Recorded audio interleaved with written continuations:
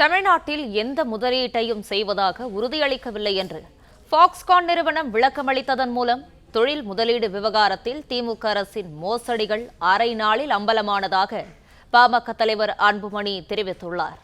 இதுகுறித்தான கூடுதல் விவரங்களை வழங்கவிருக்கிறார் செய்தியாளர் ராஜகுமரன். விவரங்களை பகிரலாம். நேற்றைய தினம் தலைமைச் செயலகத்திலே முதலமைச்சரை ஃபாக்ஸ்கான் நிறுவனத்தினுடைய தமிழக பிரதிநிதி சந்தித்து பேசியிருந்தார். அந்த சந்திப்புக்கு பிறகு அரசு சார்பிலே ஃபாக்ஸ்கான் நிறுவனம் 15,000 கோடி அளவிற்கு தமிழ்நாட்டிலே முதலீடு செய்ய முன்வந்திருப்பதாகவும் அதன் மூலமாக 14,000 பேருக்கு வேலைவாய்ப்பு கிடைக்கும் என்ற தகவலையும் வெளியிட்டிருந்தார்கள்.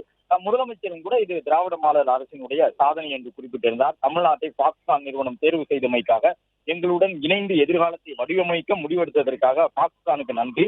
தமிழ்நாட்டை தெற்காசியாவினுடைய உற்பத்தி மற்றும் புதுமைக்கான மையமாக உயர்த்த நம் பயணத்தில் இது ஒரு மைல்கல் என்றெல்லாம் முதலமைச்சரும் பதிவிட்டிருந்தார். இந்த நிலையில்தான் ஃபாக்ஸ்கான் நிறுவனம் இன்று வெளியிட்டிருக்கக்கூடிய அறிக்கையிலே நேற்றைய தமிழ்நாடு முதலமைச்சருடனான சந்திப்பு என்பது எந்த வகையிலும் முதலீட்டுக்கான சந்திப்பு கிடையாது. ஒப்பந்தம் குறித்து அந்த சந்திப்பில் பேசப்படவில்லை.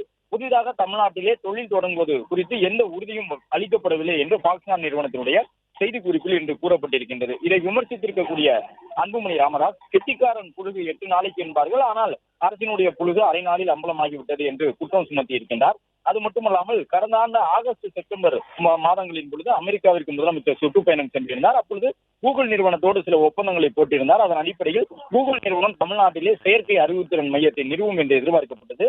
ஆனால் இன்றைய நாளில் அது விசாகப்பட்டினத்தில் தன்னுடைய செயற்கை அறிவுத்திறன் மையத்தை நிறுவி இருக்கக்கூடியதையும் சுட்டிக்காட்டியிருக்கக்கூடிய அன்புமணி ராமதாஸ், ஏறக்குறைய 90% வாக்குறுதிகள் இவ்வாறுதான் பொய்யாக வடிவமைக்கப்பட்டிருக்கின்றன என்ற விமர்சனத்தை முன்வைத்திருக்கின்றார். எனவே வெள்ளை அறிக்கை வெளியிட வேண்டும். சுற்றுப்பயணத்தின் மூலமாக முதலமைச்சர் ஈர்த்த தொழில் முதலீடுகளில் உண்மையில் தமிழ்நாட்டிற்கு கிடைத்திருப்பது என்ன என்பது தொடர்பாக வெளியிட வேண்டும் என்று அவர் வலியுறுத்தியுள்ளார்.